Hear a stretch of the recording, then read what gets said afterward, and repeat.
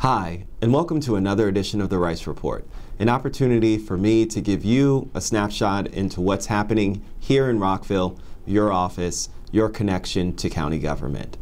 I wanted to thank everybody who had an opportunity to come out to my Germantown Town Hall that we had. It was a great opportunity to hear a little bit about our impending budget, some of the budget priorities that the county executive has laid forward, as well as hear from you, the community, about some of the things that you're most concerned about and would like to see us make a priority in this year's upcoming budget. I encourage you, if you didn't have the opportunity to reach out to this office, to do so as we approach a budget that will be sent over from our county executive on March 15th, and then we will take under advisement as a council and make final changes to transmitting that information in the end of May. I really want to make sure that it's important that you understand how much we need your input when it comes to budget priorities. It's imperative that we work together as a community to identify what are the things that we need to invest in here in Montgomery County. And I can only do that with your input and with your great ideas and suggestions. We had an opportunity this week to have Wood Middle School join us for a mentorship program that was conducted by Councilmember Phil Andrews' office. Well, welcome to the County Council, and I'm really glad you could come this morning and talk to different people here and see what's going on. And it was a great opportunity for me to again impart that our children, our young people, need to be involved, active, and engaged in what's happening in their governments, whether it's local, state, or federal. The many things that we do shape your life more than anybody else around you. When deciding on what happens with your environment, how many trees you have around you, the size of the parks, where they are, what happens with your schools, how many teachers you have in your school system, all of that comes through us as a part of our budgets. Every single thing that we do touches your lives. Wouldn't you want to be a part of that? Wouldn't you want to be a person who's the voice in making that happen and making those decisions? And I think that they had a great chance to hear from a number of us about why it is that we do what we do, how we care about our communities, and how we have and can make such a difference in the lives of each and every one of you. And I would encourage you that as you have conversations with your children or friends, that you tell them about how important it is that we are all in this together. And it really is only an effective government if we all have a say. Hi, how are you? Greg, this is Hi, his how are you? office. How are you doing? Greg Rice. Cleveland. Nice to meet you. Pleasure. Our county executive is having many budget forums that are going to be coming up throughout these next couple weeks. And I want to encourage you, if you haven't been able to attend one, to get out and hear what the county executive is saying are his priorities, but also he's taking your priorities under advisement as well before he transmits that budget to us on March 15th. And so it's a great opportunity for you to put your own personal stamp on what's happening in your community, where those priorities are, so I would encourage you to do so.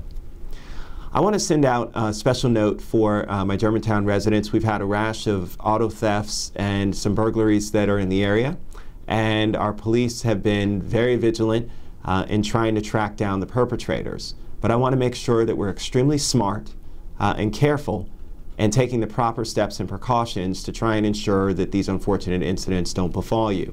First and foremost, don't leave valuables in your car. It's extremely important, as that's the #1 way in which thieves will target you. Second, make sure that your car doors and your home doors are locked. It's extremely important as well. They will oftentimes travel through neighborhoods just randomly opening doors, and the first one that's open is the one that they're going to steal items from. So make sure that if you take those 2 precautionary steps, it will help us in ensuring that these thieves don't have access to your personal belongings. Now, we just embarked on another session of the Maryland General Assembly, and as the Maryland Association for Counties representative for Montgomery County, I've been spending some time in Annapolis and talking with our local delegation as well as with the governor and the Speaker's office and the Senate President about what's important as far as the priorities of Montgomery County. And it's been very clear from a letter that we transmitted at the behest of our Council President, Nancy Navarro, that transportation funding is our #1 priority. It is extremely important for us that the governor and the General Assembly lay out a solution that ensures that the transportation funding priorities of this county and this state are met. And it's not going to be a solution to pass that responsibility on to the local jurisdictions. This is a state problem, and it's something that the state has been invested in for a long time, and it should continue that way. And so my hope is that through this session, we'll come up with a reasonable solution that will enable us to move forward in funding transportation priorities and keep Montgomery County as one of the top economic engines in this great state. We've heard a lot of conversations about school safety, about gun safety, and the County Council is certainly doing its part. I have been a personal advocate for our school resource officers for a number of years since joining the council, and have specifically promised to my constituents that we will double the number of SROs from 6 to 12. This is a #1 priority of me when it comes to our school education priority safety budget, and I think that my other council members will rally in support of this initiative. I've also had conversations with the county executive and hope that he has it in his initial budget, but if he does not, it is something that I will be pushing for to ensure that we can ramp up our prevention efforts in making sure that our schools are safe. We recently had Congressman Sarbanes that joined us for a lunch with the council to give us an opportunity to talk about some of the federal issues that are before him. And as he serves on the Energy and Commerce Committee, one of my #1 concerns dealt with solar energy and also the prioritization for mass transit.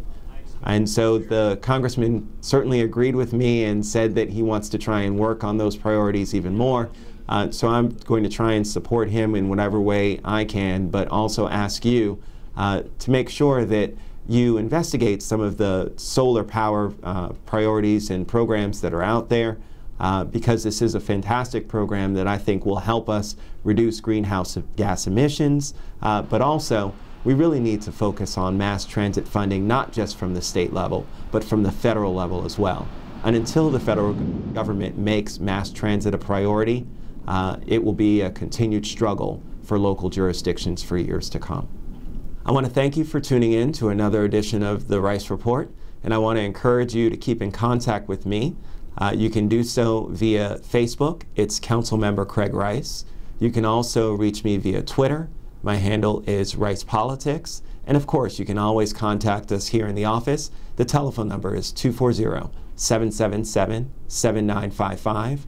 Or you can also email us at councilmember.rice@montgomerycountymaryland.gov.